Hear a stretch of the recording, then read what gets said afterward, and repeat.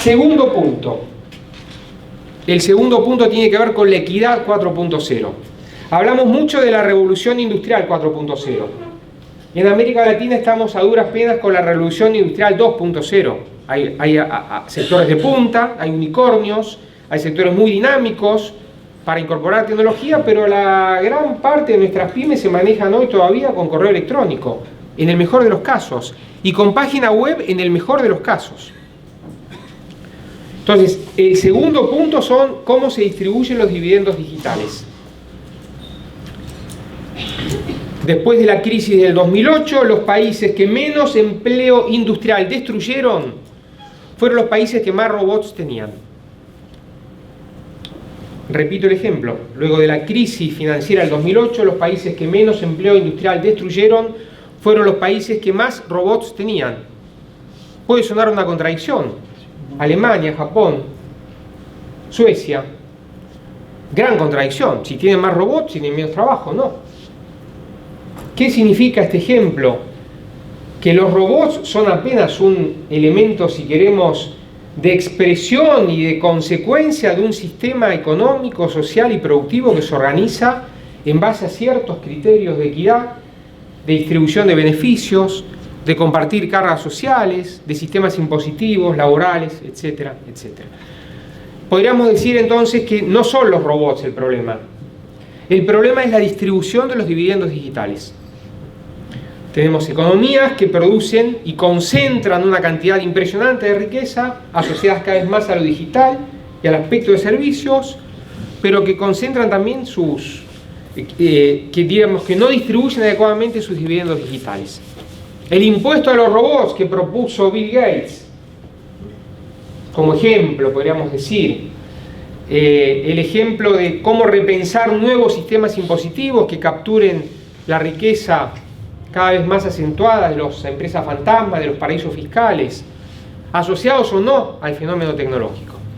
Entonces, para que nuestros países sean capaces de recuperar un concepto y para construir un concepto de industrias 4.0, hay sectores muy dinámicos que lo están comenzando a hacer, se requiere repensar la distribución de los dividendos digitales. Sin repensar la distribución de los dividendos digitales, vamos a estar hablando de la anécdota. Los robots son una anécdota. El ritmo de incorporación de los robots y la magnitud de esa incorporación depende de la estructura organizativa de las sociedades y de los sistemas políticos. Tercer punto y muy importante, a mi modesto entender, no solo hay que hablar de lo macro, hay que hablar de lo micro. Lo macro es el conjunto del pacto social. Lo micro involucra la posibilidad de aplicar la tecnología para generar procesos de inclusión y de revolución de nuestras políticas públicas. Hace 2 o 3 años atrás era muy difícil encontrar en una página de diario una noticia de tecnología. Hoy, la mitad de las noticias de los diarios son de tecnología. Y los ejemplos que yo les puedo dar hoy, o que usaba hace 2 años, ustedes los pueden multiplicar por 10, por 20 o por 100. Hay una explosión de creatividad tecnológica que se requiere aprovechar adecuadamente y emplear para mejorar la producción de políticas públicas. Cómo la tecnología puede aplicarse para mejorar procesos educativos, cómo la tecnología y la inteligencia artificial puede aplicarse para mejorar procesos de salud, para mejorar la huella ecológica, para contaminar menos cuando se fumiga en una planta, cuando se entrega más rápido una mercadería, cuando se aprovecha mejor algo que puede ser descartable. Hay una revolución, sobre todo en las nuevas generaciones, de creatividad en modos de pensar las políticas públicas y la vida cotidiana, que es una maravilla. Es la alegría que nos invita a aprovechar el Papa Francisco. Por supuesto en un marco adecuado, pero tenemos que alegrarnos de esa realidad, tenemos que maravillarnos de esa realidad. Ahora, esa realidad tiene que verse reflejada en políticas públicas que sean capaces de expresarlas. Y aquí vienen dilemas éticos fabulosos. Les cuento uno que vimos hace poco, a mí me tocó verlo, en Chile, pero que podemos verlo en cualquier tema, por ejemplo, de política de seguridad o de política de prevención de la violencia. Hay 4 Bs que hoy están dándose en el tema de este mundo del Big Data, ¿no?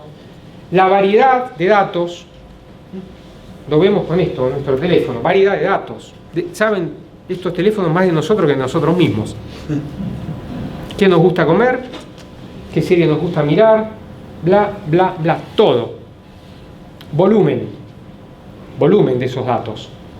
Nunca antes la humanidad tuvo semejante nivel de volumen. Valor de esos datos. Nunca fue tan valioso la producción de esos datos. Se habla hasta el cansancio que es un nuevo petróleo. Y la velocidad. La diferencia de esta revolución es que esos datos van de un lado para el otro del planeta a la velocidad de la luz. Eso que permite capacidad anticipatoria, capacidad de predicción, inteligencia artificial que predice conductas, que predice situaciones, que predice escenarios, que predice fabulosos dilemas éticos. En Chile comenzaron a predecir sistemas o situaciones de vulnerabilidad social de menores en riesgo. Un menor con determinadas características, con millones de datos acumulados, puede predecir un cierto nivel de vulnerabilidad en su sistema educativo, en su rendimiento escolar.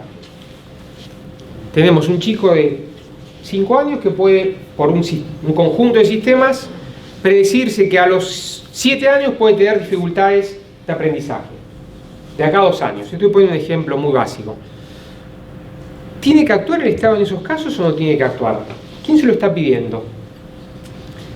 Donde hay una necesidad hay un derecho, decía el famoso apotegma. Podríamos agregar en este contrato tecnológico, donde hay una necesidad futura, ¿hay un derecho actual? Fíjense la densidad valorativa que tiene un dilema como este.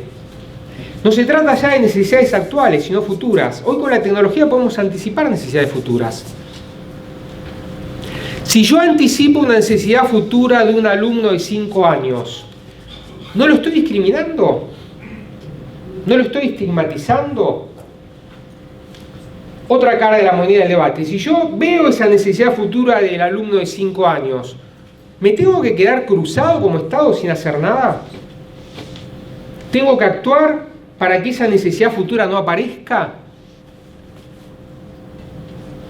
¿Dónde está la línea delgada del nivel del desarrollo de esa política pública?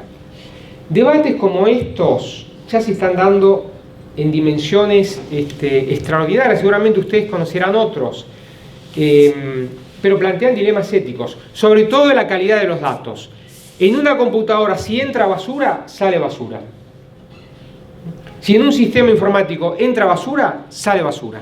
Si en un sistema informático entran datos que reproducen discriminación, rechazos. Los obreros industriales de ayer, que van a seguir por supuesto existiendo en muchos sectores, son los nuevos codificadores. La masa más importante de trabajadores de la economía digital son los codificadores en sus diferentes variantes. Tenemos que hacer un esfuerzo gigantesco y épico de formar nuevas generaciones de codificadores asociados a la alfabetización digital. Y tenemos una gran herramienta para hacerlo en América Latina, repensándola y a su vez reforzándola. Hace un tiempito atrás nosotros hicimos un seminario mundial donde vinieron expertos de todo el planeta a discutir los temas de equidad, de cómo la distribución del ingreso se da en los países, cómo se da en América Latina con respecto al resto del mundo, etc. En ese encuentro publicamos un libro que se llama La Fractura. En ese encuentro lo que a mí me sorprendió de ver, y creo que es un gran valor agregado en América Latina, es el elemento tan interesante, no me gusta usar la palabra éxito, pero tan exitoso, entre comillas, que tuvo América Latina con los programas de transferencia condicionada de ingreso.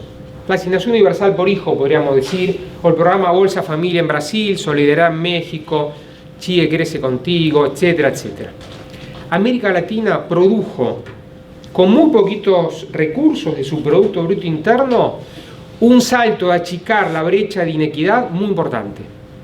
Eso está medido científicamente, no es que uno dice, es una cuestión anecdótica, se midió científicamente con métodos experimentales, cuasi experimentales, con sofisticados elementos de medición de políticas públicas, medición de impacto, no solo de resultado. Y lo que ofrecieron esos programas es una disminución importante de la brecha de inequidad en América Latina, asociados por supuesto a una gran posibilidad de los precios de los commodities, a una gran, diríamos, viento favorable, innegable, pero con pocos recursos en comparación con lo que implicaba el gasto público como relación del PBI, y con una mirada muy estratégica, América Latina pudo tener resultados muy importantes. El programa Bolsa Familia en Brasil, por dar un solo ejemplo, está asociado incluso a la disminución de la violencia. Hay estudios interesantísimos, yo les recomiendo, si a alguien le interesa este tema, verlos, que asocia donde llegaba el programa Bolsa Familia, disminuía la violencia. Causa-efecto, no situación anecdótica, impacto. Bueno, además de la inequidad, tenemos que repensar los programas de transferencia condicionada de ingreso a la luz de la alfabetización digital, del cambio tecnológico. Esos programas no existían a nivel mundial, los creó América Latina de un modo masivo, con diferentes variantes, diferentes variantes. El de Chile es una cosa, el de México es otra, Brasil, Argentina, con diferentes dilemas de instrumentación. Tenemos que pensar programas de transferencia condicionada de ingresos para la economía 4.0. Infinidad de variantes y de procesos creativos se pueden dar a partir de ese cambio. Quinto punto, y voy rápido haciendo los aburro. El informe de la OIT plantea el futuro del trabajo con algo que Francisco también menciona con mucha claridad, que es ver la idea del abrazo, la economía del cuidado. El informe de la OIT indica que se pueden crear 500 millones de nuevos puestos de trabajo en el mundo asociados a la economía del cuidado. El concepto de puente, jóvenes y adultos mayores, el concepto de puente, ese concepto de puente es maravilloso, es extraordinario para repensar la economía del cuidado. De los más vulnerables, niños, primeros 1000 días de los niños más vulnerables, y los adultos mayores, que muchos los jubilamos y los descartamos, y tienen muchísimo que aprovecharse en nuestra sociedad. Las nuevas ocupaciones tienen muchísimo que ver con la economía del cuidado. Salud, educación, cuidados culturales, cuidados sociales, cuidados del medio ambiente, un modo central de pensar las transferencias condicionadas de ingreso, las asignaciones universales por hijo, es asociarlas al medio ambiente. México, Costa Rica, la reserva más importante, el país que está planteándose más importante políticas ecológicas, tiene transferencias condicionadas de ingreso asociadas al cuidado del medio ambiente. Acabamos de asistir a una movilización fabulosa impulsada por jóvenes para el cuidado del medio ambiente en el mundo entero. Tenemos que repensar la economía del cuidado no solamente como el cuidado individual, sino como el cuidado de la casa común. Transferencias condicionadas de ingresos no solo asociadas a lo digital, sino al cuidado medioambiental. Hay experiencias mundiales. Economía del cuidado no es hablar de romanticismo, es hablar de la sociedad integrada, de la cohesión social. Sexto punto, un servicio público civil que entienda estas cosas. Tenemos que repensar el concepto de servicio público. El servicio público, el servidor público, el empleado público, el administrador gubernamental, el gerente público, tiene que entender de estas nuevas realidades tecnológicas. Lamentablemente muchas veces no se entienden. Y estas realidades tecnológicas tienen que ser entendidas porque deben ser reguladas. La regulación tiene una enorme ventaja para nuestros estados empobrecidos. No sale plata. No estamos hablando de crear obras faraónicas ni desarrollar infraestructura física que sale miles de millones de dólares. Estamos hablando de desarrollar un concepto inteligente de cómo vamos a integrar la tecnología en nuestros procesos de cohesión social. Eso requiere conocer el fenómeno. No dejarnos encandilar por esos fenómenos, sino conocerlo, conocer cómo funcionan las nuevas tecnologías, sus características. Tenemos que desarrollar a mí me gusta decir, un concepto de servidor público que tenga un poco de filósofo y un poco de Big Data. No sirve entrenar a nuestros servidores públicos simplemente para que sean pequeños robots analizando automáticamente el Big Data. ¿Es importante que sepan eso? Sí.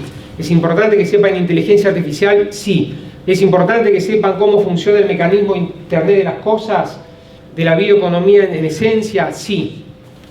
Pero luego tienen que tener la mirada filosófica, antropológica, la mirada humanista, para que todas esas realidades tengan una traducción integradora en nuestras sociedades.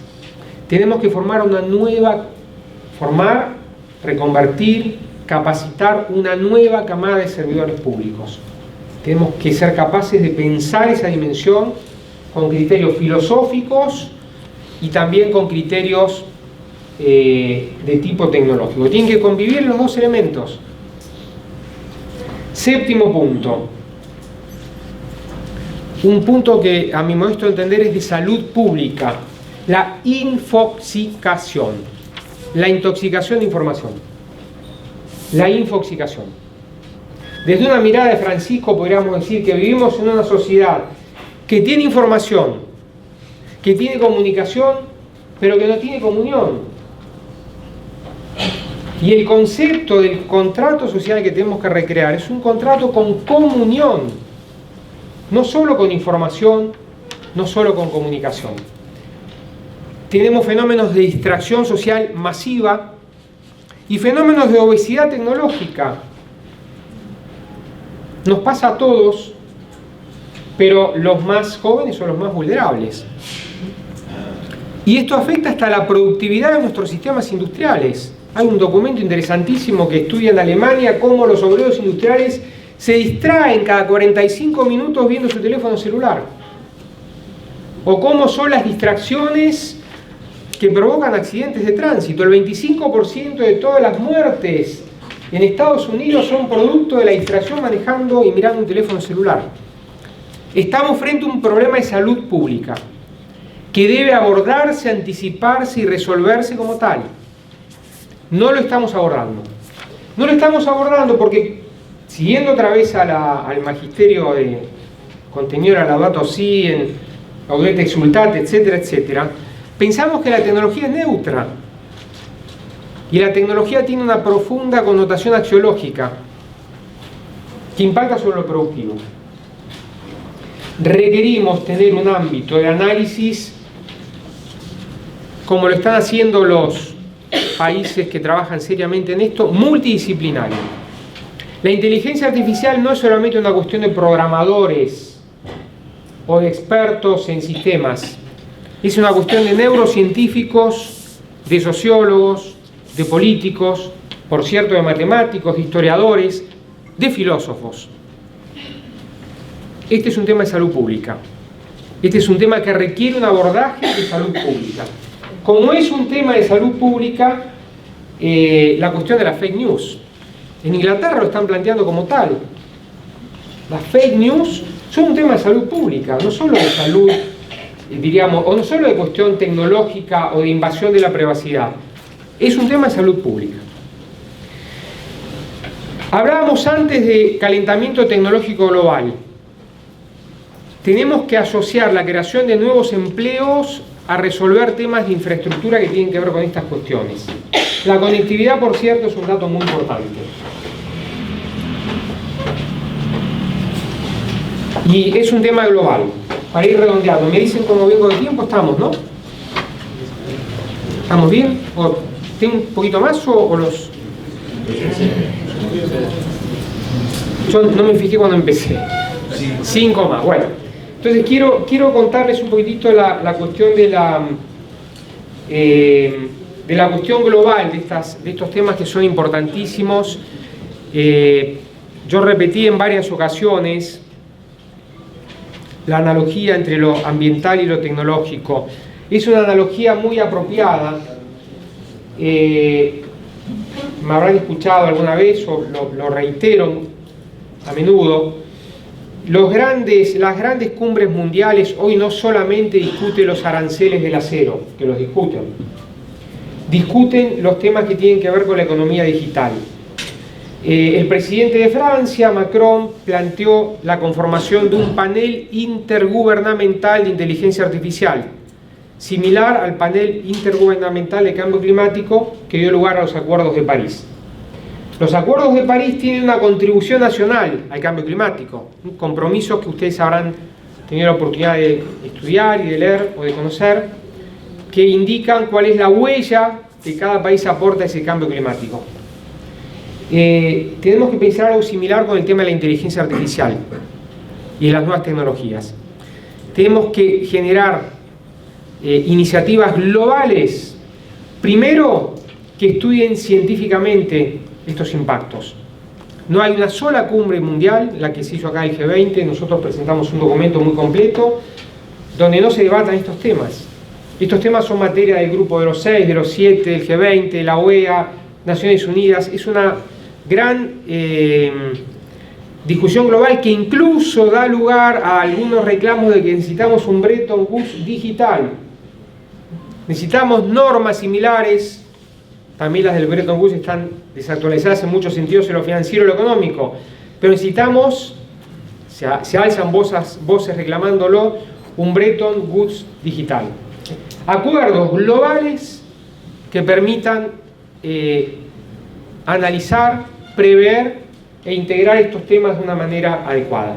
Y en el marco, si establecemos la analogía con lo que es los acuerdos de París, deberíamos también desarrollar contribuciones nacionales que permitan medir cuál es el impacto de la tecnología para la inclusión social, cómo se desarrollan iniciativas tecnológicas que impacten positivamente en la inclusión social. Así como los países están comenzando a desarrollar compromisos nacionales para impactar positivamente sobre el medio ambiente, necesitaríamos pensar iniciativas o compromisos nacionales en el marco de un gran acuerdo global, por ejemplo, de cómo aplicar la inteligencia artificial para el bien común. El sábado que viene empieza en el Vaticano, en la Congregación para el Desarrollo Humano Integral, un encuentro interesantísimo. Yo lamentablemente no puedo viajar, me habían invitado, donde están los grandes actores mundiales analizando este tema. Armas autónomas, armas letales sin manejo humano, el impacto del futuro del trabajo, del empleo, etc. Van desde representantes de la NATO hasta Google, hasta Facebook, hasta representantes de los trabajadores, de las empresas, etc. Es un tema que desde el punto de vista del magisterio social no podemos dejar de interpretar con el concepto de gran esperanza, de gran prudencia por un lado, pero también de gran creatividad. Lo está empezando a hacer el mundo, por eso a mí como contracara esta revista de los 58, esta es una revista del año pasado, una de las más importantes a nivel tecnológico, que dice menos artificial y más inteligencia, ¿no? Inteligencia artificial. Menos artificial y más inteligencia. El riesgo no es que las máquinas se conviertan en humanos, el riesgo es que los humanos nos convertamos en robots. Ese es el riesgo, no es un riesgo tecnológico, es un riesgo humanista.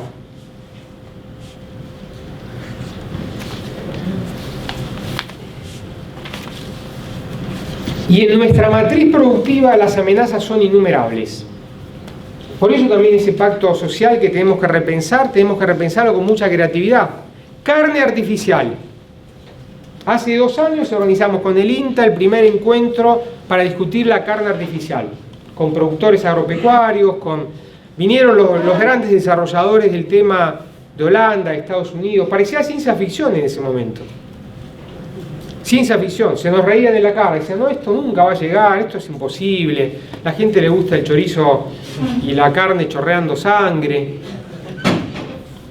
2 años después no parece una realidad inalcanzable.